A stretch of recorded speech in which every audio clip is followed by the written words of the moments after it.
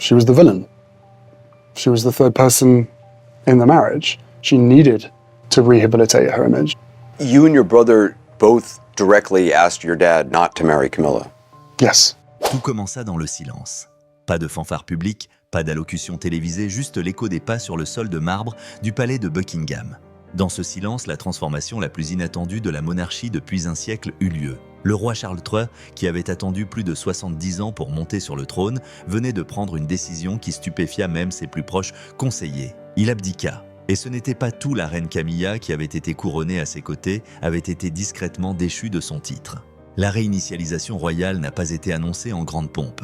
Elle s'est concrétisée par une brève déclaration soigneusement rédigée sur le site web du palais. Sa Majesté le Roi a choisi de transférer les devoirs et responsabilités de la couronne à son Altesse royale, le roi Guillaume Faste. En quelques minutes, les chaînes d'information du monde entier ont interrompu leur programme. BBC News a diffusé en direct. Sky News a qualifié l'événement de « coup de tonnerre royal ». CNN est allé encore plus loin, un acte d'humilité sans précédent et la fin d'un chapitre royal.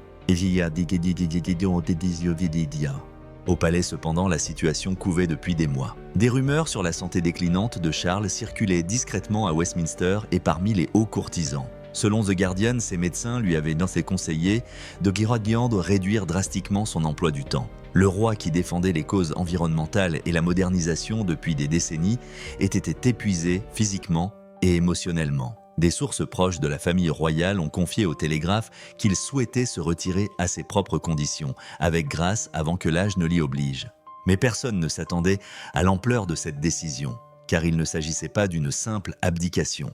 Il s'agissait d'un remaniement de la hiérarchie royale, un remaniement qui ne conférait à Camilla, autrefois reine de Grande-Bretagne, qu'un titre honorifique, reine consort émérite. Ce terme, emprunté à la tradition académique et ecclésiastique, signifiait dignité sans pouvoir, mémoire sans autorité.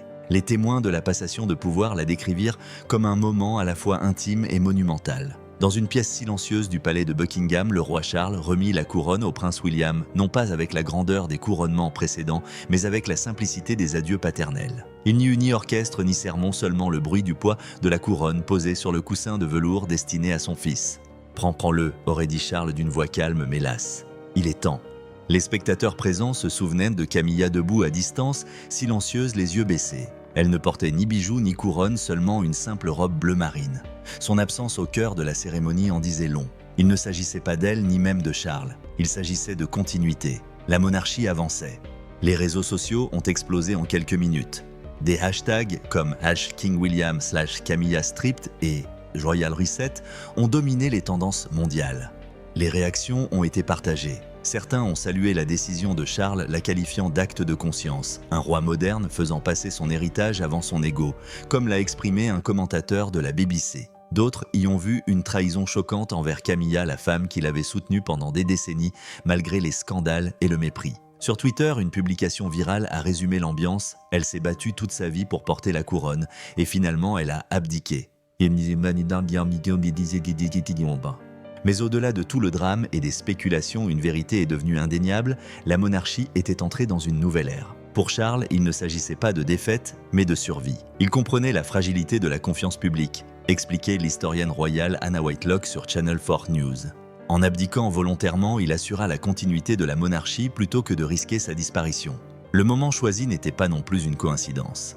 La Grande-Bretagne connaissait un regain de sentiments républicains, notamment parmi les jeunes générations, désillusionnées par la pertinence de la monarchie. Le départ élégant du roi recadra le récit et transforma le déclin potentiel en évolution.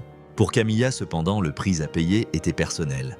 Elle avait passé des décennies à soigner son image, passant du statut de vilaine figure de la presse people à celui de figure royale respectée. Son couronnement aux côtés de Charles à l'abbaye de Westminster semblait être la justification ultime, un dernier chapitre de sa rédemption. Mais finalement, son règne dura moins de 2 ans. Pourtant, même son départ discret portait la marque indéniable de la diplomatie de Charles. Ni scandale, ni accusation, ni amertume ne transparaissaient dans la déclaration du palais. Elle était rédigée avec un calme chirurgical. Sa Majesté la reine Camilla assumera désormais le rôle honorifique de reine consort émérite et se retirera des événements publics. Derrière ces mots, le monde percevait le non-dit. Le règne de Camilla s'achevait non pas dans la honte, mais dans la dignité. Le lendemain matin, le Daily Mail titrait « Le roi qui a lâché ». Le New York Times décrivit cet événement comme une leçon magistrale de succession, gérer une monarchie reconnaissant la mortalité en temps réel. Même le monde historiquement sceptique quant aux drames royaux britanniques saluait la décision de Charles, la qualifiant de passation humaine. En Grande-Bretagne, cependant, l'émotion était palpable. Certains observateurs royaux ont qualifié cette situation de purge symbolique, suggérant que la confiance du public longtemps mise à mal par la controverse pourrait désormais être restaurée. D'autres craignaient que le départ précipité de Camilla ne ravive de vieilles blessures et par conséquent ne ravive les débats sur la loyauté, la légitimité et le pardon au sein de la famille royale. Mais la réaction la plus frappante est peut-être venue de l'intérieur même du palais. Un haut fonctionnaire a décrit l'atmosphère non pas comme tendue mais étrangement paisible.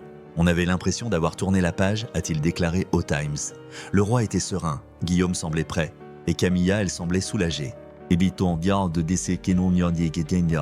La monarchie avait traversé d'innombrables tempêtes, mais aucune comme celle-ci. Du jour au lendemain, les couronnes changèrent les titres, disparurent et la famille royale pénétra en territoire inconnu.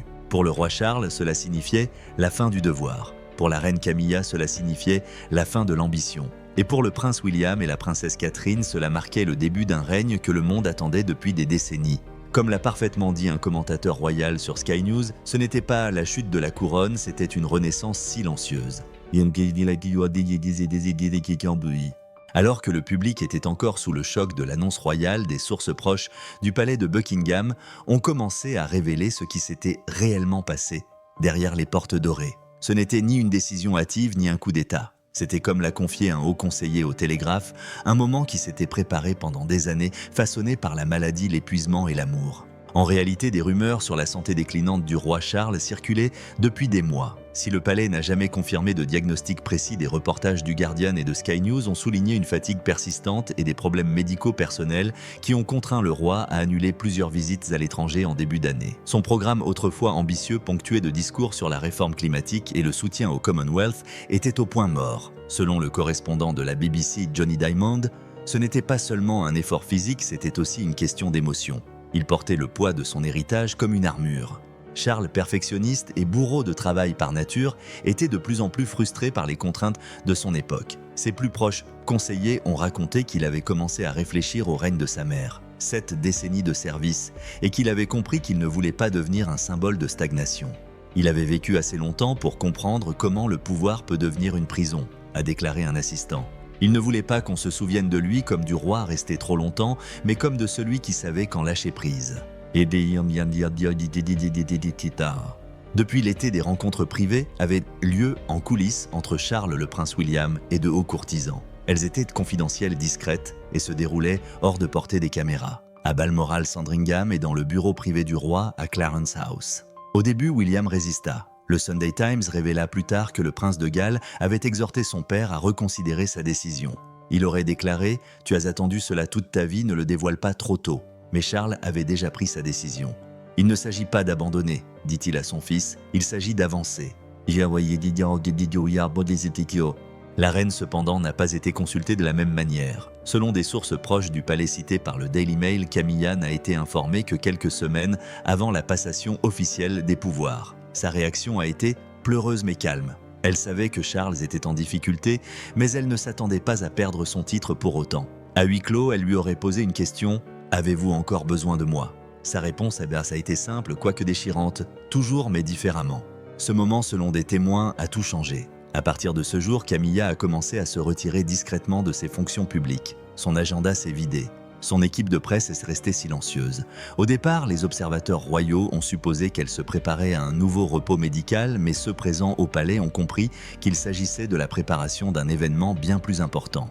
À la fin de l'automne, alors que le monde était accaparé par les troubles politiques et les gros titres économiques, le roi convoqua ses conseillers les plus proches pour finaliser ce qu'il appela Opération Renouveau. Cette opération devait non seulement transférer le pouvoir à Guillaume, mais aussi réorienter la monarchie vers la transparence et un pouvoir générationnel. Contrairement à l'abdication d'Édouard VIII en 1936, il ne s'agirait pas d'un acte de scandale ou de défi, mais d'une volonté de continuité. Le plan avait même une signature poétique, un avenir assuré par la grâce.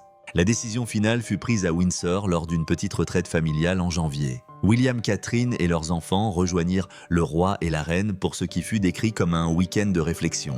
Ils dînèrent ensemble, rirent et flânèrent dans les jardins enneigés, mais dans la chaleur de ces moments en famille, un accord capital fut discrètement conclu. Au moment où la famille quitta Windsor, Charles avait déjà choisi la date de son abdication. Le moment venu, la passation de pouvoir fut exécutée avec une précision étonnante. Le personnel du palais décrivit l'impression que l'histoire se déroulait au ralenti. Charles ne convoqua pas le Parlement et ne s'adressa pas au public. Il opta plutôt pour une cérémonie intime dans la salle du trône. Là, muni du sceau royal, il signa l'acte d'abdication, un simple parchemin qui allait transformer la monarchie à jamais. Les personnes présentes le décrivirent comme un silence sacré. Camilla se tenait à leur côté, le visage impénétrable. William s'approcha de son père avec un calme maîtrisé, mais son regard trahissait l'émotion. Après la signature, Charles retira la bague qu'il portait depuis son couronnement, symbole du devoir royal, et la glissa dans la main de son fils. « Porte-la bien », murmura-t-il. À ce moment-là, il n'y avait pas de rupture dans la monarchie. Elle était transformée. Quelques heures plus tard, la déclaration officielle était publiée et le monde commença à réagir. Mais à l'intérieur du palais, ce n'était pas le chaos, seulement la paix. Charles, alors nommé conseiller émérite, se retira avec Camilla à Highgrove House, loin des caméras et de la cérémonie publique. Les derniers mots privés du roi à son équipe auraient été simples. « Merci de m'avoir aidé à terminer avec amour ». Dans les jours qui suivirent, le New York Times qualifia cette transition de « révolution constitutionnelle déguisée en conversation discrète ». Les commentateurs soulignèrent que la transition royale reflétait une évolution plus large du pays, une génération lasse, transmettant le pouvoir aux jeunes, écho symbolique de la soif de renouveau des Britanniques modernes. Comme l'a dit un historien du palais, nous avons vu des rois perdre leur couronne à cause de rébellions, de scandales ou de tragédies. Mais jamais auparavant nous n'avions vu un monarque les abandonner volontairement par sagesse. Et tandis que le monde débattait des motivations, une vérité demeurait cachée dans les couloirs de marbre du palais de Buckingham. La décision n'était ni politique, ni protocolaire. Elle concernait la famille, l'amour, la mortalité et la douloureuse constatation que même les couronnes comme la vie sont éphémères. Charles avait fait ce que personne avant lui n'avait osé, il avait choisi la paix plutôt que le pouvoir. Lorsque la couronne passa de Charles à Guillaume, le monde s'attendait à une transition gracieuse. Ce que personne n'avait anticipé, c'était l'effacement silencieux, presque chirurgical, de l'identité royale de la reine Camilla. Quelques heures après l'annonce officielle, son nom disparut des journaux, du palais, des sites web, d'associations caritatives et des documents publics. Celle qui avait autrefois été couronnée aux côtés d'un roi n'était soudain désignée que par un titre stérile et inconnu reine consort émérite. Un titre élégant mais vide de sens. Il n'y a eu aucun drame au palais, pas de confrontation, pas de haussement de voix, que du silence. Cela a été fait avec précision, a déclaré une source proche citée par le Sunday Times. Il n'y a eu aucune fuite, aucun avertissement, aucune résistance. Elle savait que c'était fini avant même qu'on le lui dise. Le règne de Camilla, bref mais controversé, s'est terminé comme il avait commencé sous les yeux, et le jugement du monde entier. Dès le retrait de son titre, les débats en ligne ont ravivé des décennies d'émotions non résolues. Les réseaux sociaux se sont enflammés de hashtags comme #CamillaStripped et #RoyalReckoning. Twitter, désormais X, a atteint des sommets mondiaux, des millions de personnes partageant leurs opinions. Certains ont vu dans cette décision une justice tant attendue pour Diana, la défunte princesse de Galles, dont le fantôme hante encore la mémoire britannique. Elle a pris la couronne qu'elle avait brisée, pouvait-on lire dans une publication virale, et maintenant le karma l'a discrètement reprise. Mais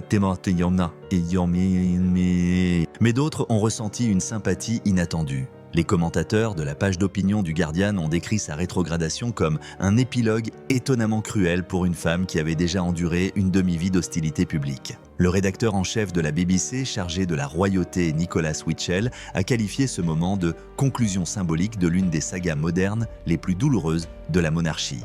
Pour Camilla, cette perte était non seulement professionnelle, mais aussi profondément personnelle. Pendant des décennies, elle avait oscillé entre acceptation et rejet, surmontant les scandales, réhabilitant son image et obtenant finalement la bénédiction de la reine Élisabeth II. À la mort d'Élisabeth, les paroles de la défunte monarque, Camilla sera connue sous le nom de reine consort, semblaient sceller sa rédemption. Mais moins de 2 ans plus tard, cette promesse s'était déjà évaporée. Les responsables du palais ont tenté d'atténuer le choc en soulignant que la transition était une nécessité pratique. Selon le Télégraphe, des conseillers ont insisté sur le fait que la simplification de la structure royale sous la direction de William nécessitait une rationalisation des titres et des responsabilités. Mais même eux ont admis en privé que les perspectives étaient sombres. « On ne peut pas effacer une reine sans rouvrir de vieilles blessures », a déclaré un membre du personnel à voix basse. En public, Camilla gardait son calme. Aucune déclaration, aucune apparition télévisée, pas même une photo. Son dernier geste fut le silence. Au dîner d'État marquant l'accession au trône de William, elle arriva discrètement par une entrée latérale vêtue d'une modeste robe bleu marine, la même qu'elle avait portée des années plus tôt à un gala de charité. Assise au bout de la table, elle souriait poliment et évitait les caméras. Lorsque l'hymne national retentit, elle se tenait parfaitement droite, le regard pétillant mais intact. Les observateurs ont qualifié ce moment de poignant. Elle était là et pourtant déjà partie, a écrit le rédacteur en chef du Guardian spécialisé dans l'art de vivre. Chaque détail, l'absence de couronne, la simplicité des bijoux, l'absence de suite, témoignaient de ses adieux. Après le dîner, elle quitta discrètement le palais pour rejoindre sa résidence privée du Wiltshire. Les journalistes rassemblés à l'extérieur s'attendaient à une scène émouvante. Au lieu de cela, ils virent l'ancienne reine sortir de la voiture, s'arrêter un instant et esquisser un léger sourire avant de disparaître derrière le portail. Sans un mot, sans larmes. Juste un moment de répit. Ses proches affirment que la décision de la déchoir de son titre a été prise avec son consentement réticent. Une source au palais a confié au Times que Charles et Camilla avaient discuté du changement des semaines à l'avance. Elle comprenait ce que cela signifiait, a déclaré la source. Elle a compris la direction que prenait la couronne, vers une image moderne et jeune avec William et Catherine. Et elle savait que son heure était venue. Son personnel a conservé des décennies de symboles sceaux officiels, portraits et papiers à lettres frappés des armoiries royales. Ces bijoux, autrefois empruntés à la collection royale, lui ont été discrètement restitués. Le diadème d'émeraude qu'elle portait lors de son couronnement emprunté au coffre de la défunte reine aurait été restitué aux archives royales dans les 24 heures. L'histoire a fait la une des journaux internationaux pendant des jours. Des chaînes américaines comme CNN et le New York Times l'ont présenté comme une transition générationnelle aux conséquences émotionnelles. Les médias européens ont établi des parallèles avec les précédentes transitions royales, comparant le retrait de Camilla à celui d'époux historiques tombés dans l'oubli après la fin du règne de leurs époux. Mais rares sont ceux qui ont manqué l'ironie. Une femme autrefois condamnée pour avoir rompu avec la tradition était désormais brisée par elle. Pourtant, l'histoire n'était pas que tragédie. Certains ont vu une rédemption dans sa maîtrise de soi. Camilla aurait pu protester, a noté l'historien Robert Lacey dans Vanity Fair. Elle aurait pu exiger reconnaissance ou sympathie. Mais en partant discrètement, elle a retrouvé la dignité qu'elle avait perdue. Pendant ce temps, la sympathie du public grandissait de manière inattendue. Des hommages floraux étaient déposés devant le palais de Buckingham, non pas pour le nouveau roi, mais pour Camilla. De petites cartes portaient les mots « Merci de votre grâce » et « Vous êtes parti en beauté ». Le geste surprit même ses détracteurs. À huis clos, le roi Charles aurait éprouvé plus de difficultés avec cette décision qu'on ne le pensait. Des amis proches du couple royal ont confié à The Independent qu'ils la trouvaient dévastée mais nécessaire. Le roi souhaitait une transition en douceur qui assurerait le règne de Guillaume sans les ennuis des rivalités persistantes ou des chevauchements de titres. Il l'aimait suffisamment pour la laisser partir, a déclaré un courtisan. Ce fut son dernier cadeau et le plus difficile. Lorsque Buckingham Palace confirma publiquement son nouveau titre, le monde avait déjà accepté le changement. Le chapitre de Camilla s'était clos non pas dans le scandale mais dans le silence. Elle était passée du statut de femme la plus controversée de Grande-Bretagne à celui de personnalité la plus discrètement respectée. Ces derniers mots à Charles murmurés apparemment avant de quitter le palais pour la dernière fois résumaient le paradoxe de son voyage. C'était un honneur, même si cela faisait mal. Et avec cela, la femme autrefois vilipendée comme une intruse est devenue ce à quoi peu de gens s'attendaient, l'esprit silencieux de la monarchie laissant derrière elle, non pas la honte mais la grâce. Alors que la poussière de la réinitialisation royale retombait, la Grande-Bretagne s'éveilla à une nouvelle image de leadership. Pas de trône doré, pas de formalité rigide, juste un homme et une femme côte à côte, calmes, posés et rayonnants de retenue. Le roi Guillaume et la reine Catherine étaient devenus les nouveaux visages de la monarchie, inaugurant ce que la BBC a décrit comme un gouvernement de conscience plutôt que de cérémonie. C'était une image qui a immédiatement fait vibrer les esprits. La première apparition publique du couple filmée par les caméras de Reuters devant le palais de Buckingham ressemblait davantage à des retrouvailles qu'à un couronnement. La foule a applaudi, non pas avec la révérence détachée réservée à la famille royale, mais avec chaleur. Les enfants agitaient des drapeaux, les Britanniques plus âgés versaient des larmes et l'atmosphère respirait quelque chose depuis longtemps, perdu lors des événements royaux, l'espoir. Le sang-froid de Guillaume reflétait l'humilité de son père, mais son ton était résolument moderne. Cette monarchie ne sera pas au-dessus du peuple, mais en son centre, a-t-il déclaré lors de sa brève première allocution. Ces mots ont résonné dans un pays las de tensions économiques et de divisions politiques pendant des années. Les analystes de Sky News l'ont qualifié de « discours dont la Grande-Bretagne ne savait pas qu'elle avait besoin ». Catherine, toujours le centre de gravité silencieux, se tenait à ses côtés avec un calme qui semblait maintenir l'équilibre du monde. Vêtue d'ivoire, simple, élégante, sans ornement, elle incarnait la continuité et la compassion. Elle ne parla pas ce jour-là, mais ce n'était pas nécessaire. Son doux sourire et son regard fixe racontaient l'histoire, la couronne avait retrouvé son humanité. La presse internationale a rapidement surnommé cet instant la monarchie humaine. Le Washington Post a décrit Catherine comme l'âme du nouvel ordre royal, tandis que le Times l'a qualifiée d'encre d'authenticité. Son influence longtemps visible mais discrète était désormais indéniable. Là où les générations royales précédentes régnaient par la grandeur, Catherine dirigeait par l'empathie. Ses priorités sont restées inchangées, la petite enfance, la santé mentale et la communauté. En quelques semaines, elle a relancé son initiative Shaping Us et a étendu son partenariat avec des écoles et des associations caritatives à travers le Royaume-Uni. Mais cette fois, il s'agissait de plus qu'une simple campagne. C'était un mouvement national. Sous le nouveau sceau royal, le projet a bénéficié d'une vague de financement et de collaboration gouvernementale. La ministre de l'Éducation Claire Coutinho a salué la capacité de Catherine à traduire la compassion en politique, une reconnaissance rarement accordée aux membres de la famille royale. Tandis que Catherine remodelait le paysage émotionnel de la monarchie, Guillaume commença à en restructurer les structures. Ces réformes, bien que discrètes, étaient radicales selon les critères royaux. Il réduisit le personnel royal, réorienta des millions de dépenses du palais vers des programmes d'énergie verte et exigea des rapports transparents sur les finances de la monarchie. Une mesure sans précédent saluée même par ses plus fervents détracteurs. Le Guardian la qualifia de véritable tentative de traduire les paroles royales en actes. Sur le plan international, la diplomatie discrète du couple a renforcé l'image de la Grande-Bretagne. Lors de leur première visite officielle à l'étranger en tant que roi et reine, ils se sont rendus non pas chez des alliés traditionnels comme le Canada ou l'Australie, mais en Pologne et en Ukraine, des régions encore aux prises avec la reconstruction d'après-guerre. Aux côtés du président Volodymyr Zelensky à Kiev, William a déclaré « L'amitié indéfectible et la responsabilité morale de la Grande-Bretagne ». Sa visite discrètement mais efficacement coordonnée a été saluée par The Economist comme « le geste de solidarité morale le plus audacieux d'un monarque britannique depuis des décennies ». Pendant ce temps, la présence de Catherine continuait de redéfinir la diplomatie royale. Au Forum culturel de Varsovie, elle portait une robe Alexander McQueen, recyclée, expression consciente de durabilité et d'humilité. Les journaux polonais ont écrit à la une « la reine des valeurs ». Sur les réseaux sociaux, les participants locaux la décrivaient comme « le pont entre l'histoire et l'humanité ». En Grande-Bretagne, la popularité de la monarchie a atteint son plus haut niveau depuis 15 ans. Les jeunes générations autrefois sceptiques quant à la pertinence de la famille royale ont commencé à s'intéresser au leadership de William et Catherine. Un sondage YouGov a révélé que 72% des Britanniques considéraient le couple comme de véritables représentants de la Grande-Bretagne moderne. Même les républicains ont reconnu ce changement. Si la monarchie survit encore 50 ans, écrivait The Independent, ce sera grâce à eux. Il vient gagnant. Mais pour William, la transition n'a pas été sans conséquences émotionnelles. À huis clos, il a dû faire face au poids de la responsabilité. Des amis ont confié au Sunday Times qu'il avait à peine dormi durant les semaines précédant l'abdication de son père. L'immensité de ce dont il avait hérité, la couronne, les attentes de la nation et le souvenir de sa défunte mère étaient profondément significatives. Il est conscient de suivre la voie dont sa mère avait rêvé, a déclaré un ami de la famille, et cela le pousse à adopter une approche différente du leadership.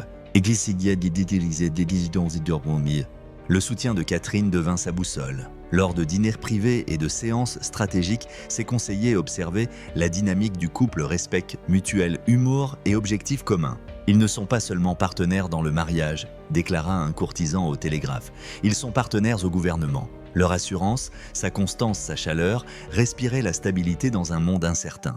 Même le roi Charles, désormais paisiblement retiré à Highgrove, serait fier de leur progrès. Selon des sources bien informées, il écrit à William chaque semaine lui prodiguant des conseils sans jamais intervenir. « C'est ton règne maintenant », a-t-il dit à son fils lors de leur dernière rencontre privée en tant que monarque et héritier. « Fais en sorte que cela se réalise. » Et Guillaume l'a fait. La distance qui caractérisait autrefois le leadership royal a disparu. La rigidité qui séparait le palais du peuple a disparu. À sa place, se dresse une monarchie souriante à l'écoute et ouverte à ses citoyens. Catherine fait souvent des apparitions impromptues, lors des visites scolaires, s'asseyant par terre avec les enfants et les interrogeant sur leurs dessins. Guillaume, désormais plus accessible que jamais, est aperçu en train de discuter avec des commerçants et des vétérans. Il s'agit d'une nouvelle forme de royauté fondée non pas sur le mythe, mais sur le sens. La couronne, écrivait The Guardian dans un récent éditorial, a retrouvé son élan. Pourtant même, au milieu de cette vague d'optimisme, une question persiste dans la mémoire collective britannique. Cette chaleur moderne peut-elle résister aux pressions séculaires de la monarchie ? Si l'histoire nous a appris quelque chose, c'est que chaque renaissance royale apporte son lot de tempêtes. Mais aujourd'hui, alors que le roi Guillaume et la reine Catherine se tiennent sous les mêmes lustres dorés qui ont jadis été témoins de siècles de pouvoir et de scandales, la couronne se sent revivre humaine, pleine d'espoir et pour la première fois depuis des décennies aimée. Alors que la Grande-Bretagne accueillait ses nouveaux monarques, l'homme qui avait autrefois détenu la couronne se retira presque silencieusement. Le roi Charles, désormais officiellement connu sous le nom de conseiller émérite, avait quitté le palais de Buckingham pour sa résidence privée de Highgrove House, la propriété de campagne qu'il avait toujours chérie plus que tout autre palais royal.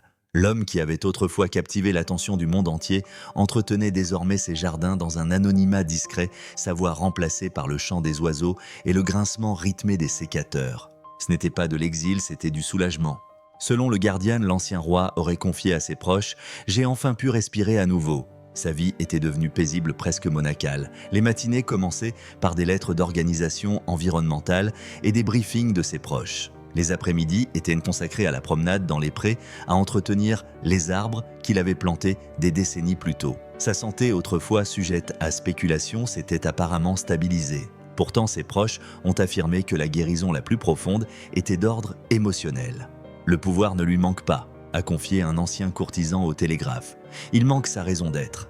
Cet objectif, cependant, avait été remplacé par quelque chose de plus privé, le mentorat. Le roi Guillaume s'entretenait désormais avec son père plusieurs fois par semaine, non pas en tant que souverain et sujet, mais en tant que fils et conseiller. Charles prodiguait des conseils avec parcimonie, conscient que son nouveau rôle reposait sur la maîtrise de soi. Pourtant, ses connaissances restaient précieuses. Il comprend l'architecture du devoir comme nul autre, remarqua un proche du palais. Il sait où la tradition fléchit et où elle s'effondre. La relation entre les deux hommes autrefois marquée par une tension sourde avait évolué vers une certaine tendresse. William, qui avait passé une grande partie de sa vie adulte à se préparer à succéder à un père qui apprenait encore à diriger, cherchait désormais ses conseils. « Ils sont enfin égaux », écrivait le Sunday Times. La couronne ne les divise plus, elle les unit.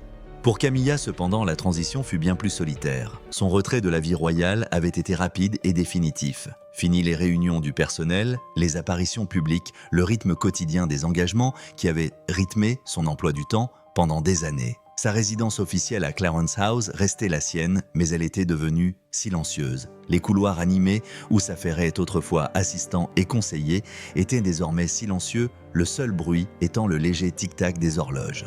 Ceux qui lui rendaient une visite la décrivaient comme une personne calme mais mélancolique. Elle passait des heures à lire, à écrire des lettres et à promener ses chiens. Elle recevait parfois des invités, de vieux amis, d'anciens partenaires d'associations caritatives, mais même ces visites étaient devenues plus rares. Elle apprend à vivre sans public, confiait un ami au Daily Mail. Et c'est plus difficile qu'on ne le pense. Malgré son départ élégant, la perte de son titre pesait sur elle comme un fardeau invisible. Celle qui avait passé des décennies à soigner son image était à nouveau au cœur des spéculations. Les tabloïds débattaient de son héritage, des documentaires analysaient son ascension et sa chute. Pourtant, étonnamment, l'opinion publique s'est adoucie. Le Times a écrit dans un éditorial que l'histoire ne se souviendra peut-être pas de Camilla comme du scandale, mais comme de la survivante. Elle et Charles restèrent unis. On les voyait souvent marcher main dans la campagne du Gloucestershire sans être dérangés par les photographes. Ils ne jouent plus aucun rôle, a confié un correspondant royal à Sky News. Ce sont juste deux personnes qui ont trouvé la paix après des décennies de tumulte. De temps à autre, leurs chemins croisaient ceux du nouveau roi et de la nouvelle reine. William et Catherine se rendirent à Highgrove à 2 reprises dans les mois qui suivirent l'abdication, chaque visite étant soigneusement gardée secrète. Les proches de la famille décrivirent ces rencontres comme chaleureuses, presque familières. Catherine Eslepont déclara une source bien informée. Elle a réussi à maintenir le lien entre tous les membres de la famille, même lorsque l'histoire les aurait séparés. Pour Charles, la grâce de Catherine fut une révélation. Il aurait confié à un ami qu'elle lui rappelait la force que ma mère portait en silence. Le compliment était significatif, il reconnaissait que l'avenir de la monarchie reposait sur sa persévérance. Entre-temps, Charles renoua avec ses passions. Il relança les programmes du Prince's Trust sous un nouveau nom, The King's Endeavour, axé sur l'agriculture durable et l'apprentissage des jeunes. Bien qu'il n'occupe plus de fonctions royales officielles, il continua d'exercer son influence par l'exemple. Les organisations environnementales louèrent son travail. Des économistes le qualifia de « premier monarque vert de Grande-Bretagne même à la retraite ». Pourtant, son abdication demeura un sujet fascinant dans toute l'Europe. Le journal français Le Monde la qualifia de « choix du cœur ». La chaîne allemande Dédolu la décrivit comme « l'ultime acte d'humilité d'un monarque ». Mais parmi les historiens royaux, le débat persista. Certains voyaient dans la décision de Charles une visionnaire, la perspicacité d'un monarque moderne selon laquelle le leadership exige un renouveau. D'autres y virent une capitulation, un abandon de devoir qu'aucun monarque avant lui n'avait osé assumer volontairement. Pour Charles lui-même, rien de tout cela n'avait d'importance. L'héritage, a-t-il dit un jour à son biographe Jonathan Dimbleby, ne fait pas la une des journaux. Il réside dans la façon dont nous laissons les choses en meilleur état que nous les avons reçues. Et à bien des égards, il l'avait fait. Durant son règne court mais significatif, il avait initié la transition de la monarchie vers la transparence et la protection de l'environnement. Sa décision d'abdiquer au bon moment et non au mauvais a protégé la dignité de la couronne. Quant à Camilla, son héritage s'était adouci et transformé en une dignité discrète. Elle continuait de soutenir en privé ses causes préférées, la protection des animaux, l'alphabétisation et les associations caritatives contre les violences conjugales, mais sans apparition publique ni soutien officiel. Les lettres de soutien affluaient. « Tu as tout donné avec grâce », écrivait une femme du Yorkshire, « et tu es parti avec encore plus ». Ensemble, Charles et Camilla sont devenus les symboles de ce que les Britanniques doutaient autrefois qu'ils puissent être deux figures humaines imparfaites qui ont trouvé la rédemption dans le silence. Leur retraite n'était pas un exil mais une évolution. Dans l'une de ses dernières déclarations publiques, avant de prendre définitivement sa retraite, Charles écrivit dans une lettre privée partagée ultérieurement par The Guardian « Une couronne n'est pas un bien. C'est un fardeau emprunté au temps. Nous la gardons simplement jusqu'à ce que les mains suivantes soient prêtes. » Ses mains, celles de Guillaume de Catherine, celles de la compassion, l'avaient maintenant saisi. Et tandis que le couple observait depuis la campagne paisible, la monarchie qu'il portait autrefois recommençait à briller. Pour la première fois depuis des années, la famille royale britannique n'a pas été marquée par le scandale ou le chagrin, mais par quelque chose de plus rare, la grâce de lâcher prise. Le lendemain du couronnement du roi, Guillaume Londres s'éveilla dans une aube étrange et paisible. Non pas le fracas de la tradition, mais le bourdonnement d'une nouveauté. Point de défilé extravagant, ni de carrosses dorées sillonnant les rues. Au lieu de cela, le nouveau monarque et sa reine sortirent sur le balcon du palais de Buckingham pour saluer une foule plus unie que jamais. Il y avait de la chaleur, non de l'adoration. De la gratitude, non de la grandeur. Pour la première fois depuis des décennies, la Grande-Bretagne se sentait véritablement reconnue par sa famille royale. La voix de Guillaume, calme mais déterminée, résonnait dans l'air vif. « Nous sommes ici pour servir, non pour gouverner. La couronne appartient au peuple. » Ce fut un discours bref, moins de 5 minutes. Mais le Times le décrivit plus tard comme « le discours le plus humain jamais prononcé par un roi britannique ». Son ton était pensif, ses paroles chargées de sincérité. Pas de promesses de réforme, pas de grandes déclarations sur le destin, juste un vœu d'écouter, d'apprendre et de diriger avec compassion. Le nouveau règne surnommé « monarchie du peuple » par The Guardian marqua un tournant dans l'histoire royale. La froideur qui avait longtemps caractérisé la maison de Windsor avait disparu. William et Catherine préférèrent à la transparence au spectacle l'empathie à l'élitisme. BBC News compara leur style de leadership à un esprit démocratique enveloppé de grâce royale. La monarchie, longtemps accusée d'être archaïque, retrouva soudain toute sa pertinence. Catherine, désormais officiellement, reine devint le fer de lance émotionnel de cette transformation. Sa première initiative en tant que reine n'était pas politique, mais profondément humaine, étendre sa campagne « Shaping Us » à un programme national pour le bien-être et la santé mentale de la petite enfance. La nouvelle monarque s'engagea à financer la construction de centres de résilience pour enfants à travers le Royaume-Uni réunissant éducation, soins de santé mentale et soutien familial sous un même toit. « Si nous parvenons à bâtir des fondations plus solides pour les enfants, » déclara Catherine lors de son premier discours officiel en tant que reine, « nous bâtirons un avenir meilleur pour notre pays. » Ces paroles ont eu un écho bien au-delà des murs du palais. Les journaux européens ont salué la vision empathique de la reine et Der Spiegel l'a même qualifiée de « conscience de la couronne ».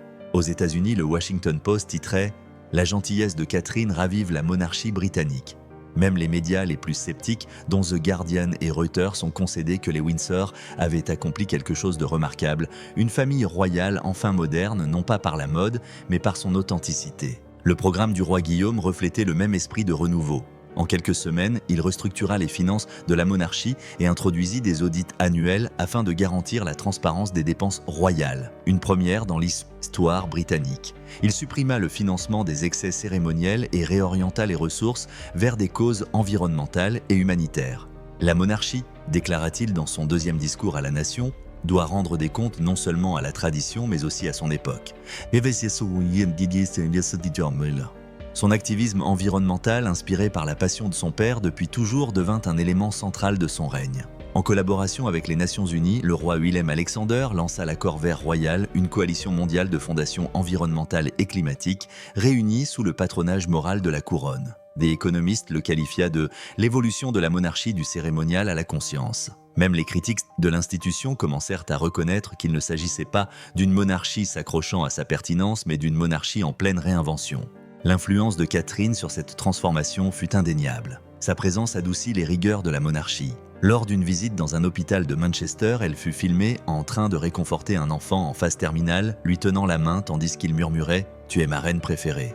Le moment devint viral, amassant des millions de vues en quelques heures. Ce n'était pas seulement de l'émotion, c'était une connexion. Le monde ne voyait pas la couronne comme une institution distante, mais comme une source d'empathie et d'humanité partagée. La presse internationale commença à comparer Catherine à des icônes historiques non pas pour son style, mais pour sa ténacité. Le Monde la qualifia de Élisabeth moderne mais au cœur maternel. Vanity Fair la qualifia de révolution silencieuse de la couronne. Sa capacité à allier grâce et bon sens était devenue la force secrète de la monarchie. Pendant ce temps, le roi Guillaume continuait de démontrer que son leadership était axé sur le contenu et non sur le spectacle. Il rencontrait régulièrement les dirigeants politiques, mais refusait de s'engager dans des débats partisans, se concentrant plutôt sur l'unité nationale. Lorsque la Grande-Bretagne fut confrontée à des inondations dévastatrices dans le nord de l'Angleterre, il visita les communautés touchées avec de simples bottes imperméables et avec des bénévoles participa à la distribution de vivres. « Il n'est pas venu en monarque », écrivait The Independent. « Il est venu en voisin. » En coulisses, William et Catherine restaient tous deux profondément conscients de l'équilibre délicat entre accessibilité et autorité. Ils savent que la couronne doit s'adapter sans perdre son aura, explique l'historien royal Robert Hardman. Ils sont sur un fil, et jusqu'à présent, ils y sont parvenus sans faille. Même les dirigeants mondiaux ont commencé à réagir au regain d'énergie suscité par la monarchie. Le président Donald Trump, qui en est à son second mandat, a publiquement félicité le roi Guillaume, le qualifiant de grand allié et de symbole de force. Les dirigeants européens ont abondé dans le même sens, décrivant la nouvelle administration comme une réinitialisation des relations diplomatiques. Là où Charles était intellectuel, à noter Politico-Europe, Guillaume est instinctif. Et pourtant, malgré les applaudissements et l'admiration, le nouveau roi est resté serein. Lors d'une conversation hors champ rapportée par le Télégraphe, il a déclaré à un assistant « Nous n'avons pas changé la monarchie. Nous comprenons son rôle. » Alors que la première année de leur règne touchait à sa fin, la confiance du public envers la famille royale atteignit son plus haut niveau depuis des décennies. Les taux d'approbation dépassèrent les 75%, notamment chez les jeunes Britanniques qui considéraient autrefois l'institution comme désuète. Il était clair qu'un changement fondamental avait eu lieu. Il ne s'agissait plus d'une monarchie à la hiérarchie rigide et à la distance affective. C'était une institution vivante empreinte d'authenticité, de responsabilité et de grâce. Et tandis que les lumières, ceux du palais de Buckingham, scintillaient sur l'horizon londonien ce soir-là, l'image du roi Guillaume et de la reine Catherine se tenant main dans la main devint plus qu'un portrait royal. C'était un symbole d'endurance, de renouveau et du pouvoir silencieux de l'amour pour restaurer même les plus anciennes institutions. La monarchie renaît, non pas grâce à la grandeur ou à la conquête, mais grâce à l'humanité. Et peut-être que Charles et Camilla regardaient de loin dans le silence de cette nuit quelque part dans la campagne, fiers de voir que leur plus grand héritage n'était pas la couronne qu'ils portaient autrefois, mais l'avenir qu'ils avaient rendu possible.